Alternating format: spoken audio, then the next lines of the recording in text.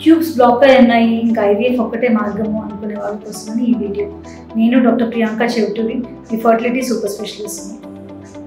కొన్నాళ్ళ క్రితం నా దగ్గరికి ఒక పేషెంట్ వచ్చింది. ఆ పేషెంట్కి ఇంతకుముందు ఒకసారి హెచ్ఎస్జీ చేసినప్పుడు ట్యూబ్లో బ్లాక్ ఉంది అని చెప్పారు. రైట్ సైడ్ ట్యూబ్లో బ్లాక్ ఉంది అని అన్నారు.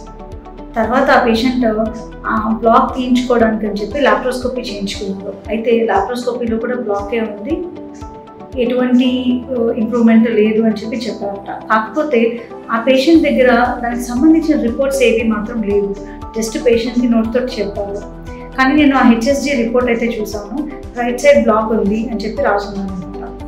సో తర్వాత ఆ పేషెంట్ సరే లెఫ్ట్ ట్యూబ్ ఓపెన్ ఉంది కదా అని చెప్పి ఐఓఐ చేసుకుందాం అని చెప్పి చాలా సైకిల్స్ పాటు అట్లానే వెయిట్ చేస్తూ ఉండేది అనమాట. అయితే ఫాలికల్ ఎప్పుడు కూడా రైట్ సైడే వస్తూ ఉండేది, లెఫ్ట్ సైడ్ వచ్చేది కాదు అని చెప్పి ప్రతి నెల అట్లానే ఐఓఐ చేసుకోకుండా క్యాన్సిల్ చేస్తూ ఉన్నది. అయితే యూజువల్గా ఒక ట్యూబ్ బ్లాక్ ఉండి ఇంకొక ట్యూబ్ బ్లాక్ ఉండటము ఆ పేషెంట్ ప్రొఫైల్కి చాలా అన్యూజువల్గా అనిపించింది నాకు. అంటే లాప్రోస్కోపీలో అలా ఉంది అని చెప్పిన నేనైతే ఆ రిపోర్ట్ ఏమీ చూడలేదు. సో అందుకని ఒక్కసారి ఆ పేషెంట్కి హైకోసీ అనే టెస్ట్ చేద్దామని చెప్పి చూసాను. హైకోసీ అంటే ఒక స్కాన్ ద్వారా ఎటువంటి రేడియేషన్ లేకుండా ట్యూబ్ ఓపెన్ ఉందా లేదా అని చెప్పి చూసే ఒక టెస్ట్ అనమాట. ఈ టెస్ట్ రేడియేషన్ లేకపోవడమే కాక అదే టెస్ట్లో స్కాన్లోనే ఓవరీస్ అవన్నీ కూడా కనిపిస్తూ ఉంటాయి. అంటే ఓవరీస్ దాంట్లో ఇంకా ఎన్ని ఎగ్స్ ఉన్నాయి అంతా కూడా ఒక ఐడియా వస్తుంది అనమాట. అదే కాక ట్యూబ్ ఓవరీకి ఎంత దగ్గరగా ఉంది, ఆ డై ఏదైతే మనం వదులుతున్నామో అది కరెక్ట్గా ఓవరీ దగ్గరలోనే వస్తుందా లేదా, ఇవన్నీ కూడా ఈజీగా కనిపిస్తాయి అన్నమాట.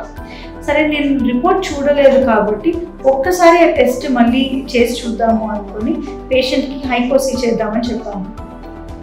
చాలా సర్ప్రైజింగ్ ఏంటి అని అంటే పేషెంట్కి లెఫ్ట్ సైడ్ మామూలుగా ఫ్లూయిడ్ వెళ్ళింది, కానీ ఫస్ట్ పుష్ చేయగానే డై రైట్ సైడ్కి చాలా ఫ్రీగా వెళ్ళిపోయింది.